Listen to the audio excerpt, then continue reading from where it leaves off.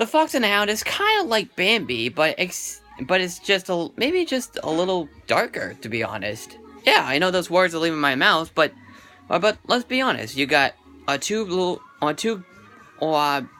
animals who are basically in a different breed. Well, yeah, a fox and a dog. Well, and a hound, I mean. And then they become friends, and the prejudice message comes along, and stuff. Then on some basic stuff happens. Well, not to say the story is basic. Well, guys, in fact, it's a really, really good story. For example, the story is about a little fox who gets separated from his mother, because the mother drops him off at an old lady's place, and then gets shot. Almost similar to Bambi, almost like how Bambi lost his mother. But the old lady sees the little baby fox, takes him as his own, names him Todd. And while that's going on, her neighbor, or the hunter, has another dog. Two dogs. So, one of them is a dog named Chief, played by Pat Burnham. And his other dog, Copper. And what do you call it? When they basically bump into each other, they start to they basically have a good friendship, but then on one day, Todd's friend, which is a mama owl. Oh, I forgot what her name was. But she basically tells them that one day they're gonna grow up to be natural enemies. He finds out from her while she's also showing him the traps and all the killed animals that the hunter did. And what do you call it? One day they get separated for a little bit, and then Copper comes back, and they basically kind of grown up. For example, the grown-up Todd is voiced by Mickey Rooney, the late Mickey Rooney, and surprisingly, Copper is voiced by Kurt Russell from a whole bunch of movies like Overboard, Guardians of the Galaxy Volume 2, the whole bunch, which is pretty neat, for his first Disney animated feature. But one night, the Chief sees Todd, and then they basically have a really intense chase scene, and then one of the darkest scenes in a Disney film is that Chief gets hit by a train and then falls off a cliff. Falls off the bridge though. And then basically Todd vows vengeance on his friend.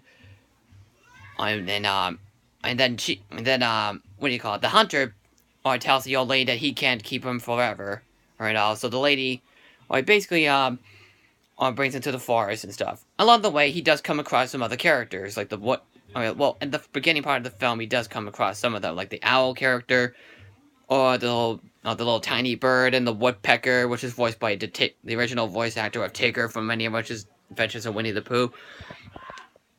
A love interest named Fixie. A porcupine, who I think is the same voice actor for Piglet from the many Adventures of Winnie the Pooh as well. And a very mean old badger as well. And along the way, we have a really great climax of the film. They both fight each other off. Todd and Copper basically fight each other, and then they come across a giant black bear. I could say a grizzly bear, to say the least. It gets pretty intense, too. And that's one of the best things about this film. It's probably one of their other darkest films as well. I personally think this is a little darker than Bambi because of the way the film is treated.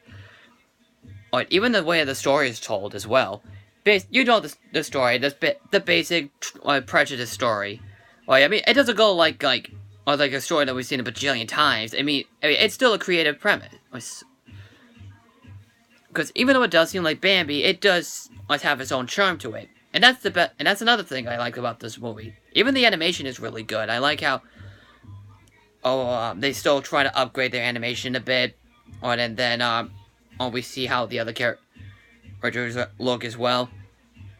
I do really like the relationship between Copper and Todd. They're very likable characters. All the other characters are very likable. The hunter character, or Chief, if the old lady's great. The mama owl is great. I also like the two comic relief characters. I like Fixie.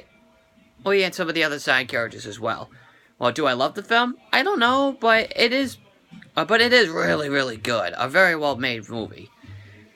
Wait, but overall, like I said, it is incredibly enjoyable. If you like seeing cutesy animals, also now you'll definitely really like this one, like I do. But for me, I really am glad I saw it. Even as a kid, I remember really liking it. I didn't watch it too much as a kid, but I recently watched it a while ago. I still remember that one by heart. And I watched some of the really great scenes in the movie.